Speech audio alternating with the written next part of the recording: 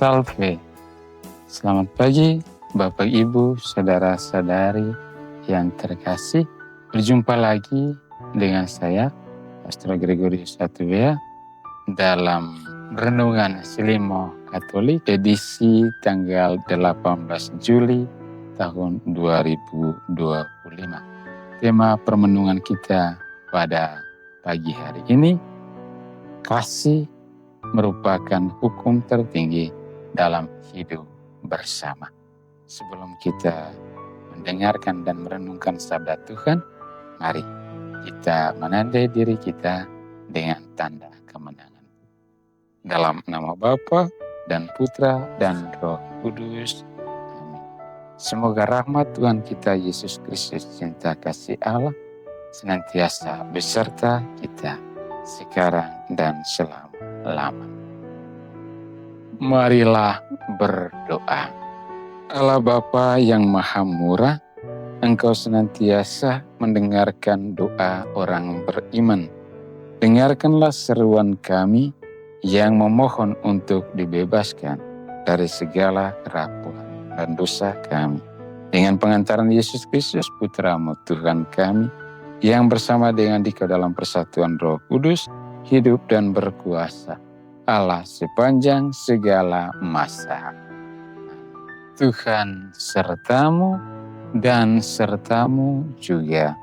Inilah Injil Yesus Kristus menurut Santo Matius. Dimuliakanlah Tuhan.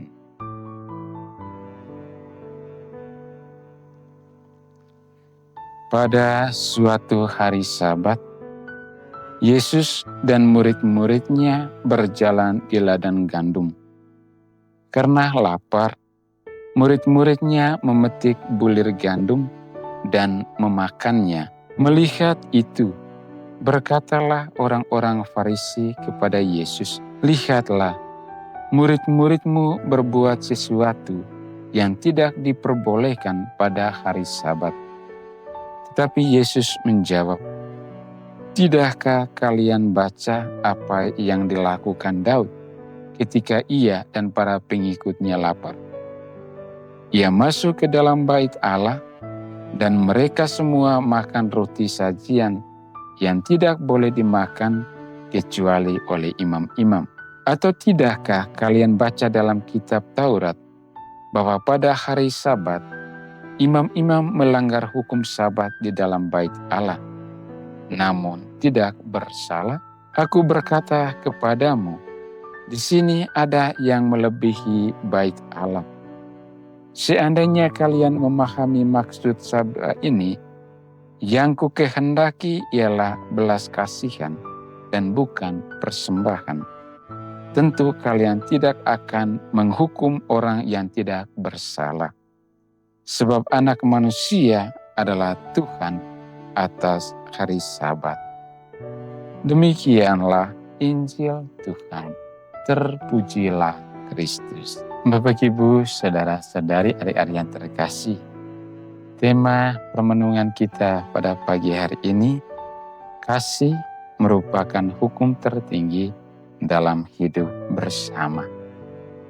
Dalam bacaan Injil, orang Farisi menegur Yesus sebagai akibat dari tindakan para murid yang dinilai melanggar hukum Sabat.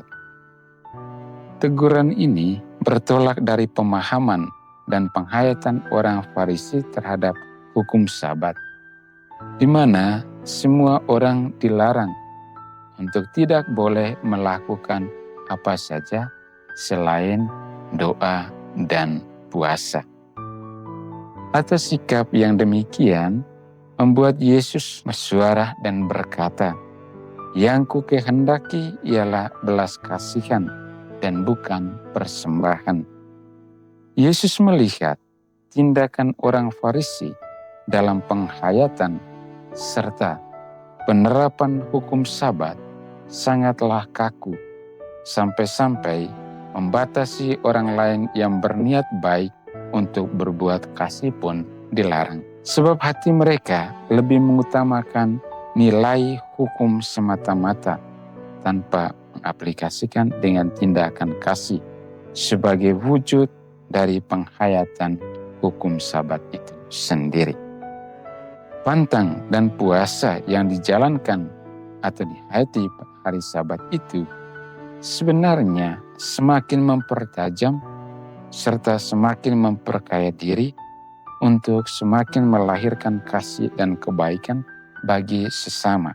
Sebab kasih terhadap sesama merupakan hukum tertinggi yang harus kita wujud nyatakan dalam kehidupan kita setiap hari. Sebab itu, hukum dan aturan yang kita hidupi setiap hari tidak bermaksud membatasi kita untuk tidak berbuat kasih, tetapi dapat menjadi penuntun bagi kita untuk semakin menghayati maksud dan tujuan di balik hukum atau aturan itu untuk senantiasa menciptakan kebaikan dan kasih satu dengan yang lain di dalam realitas kehidupan kita setiap hari. Tuhan senantiasa memberkati kita semua. Amin. Marilah berdoa. Allah Bapa yang Maha Murah, Putra-Mu telah menyatakan kasih kepada kami semua.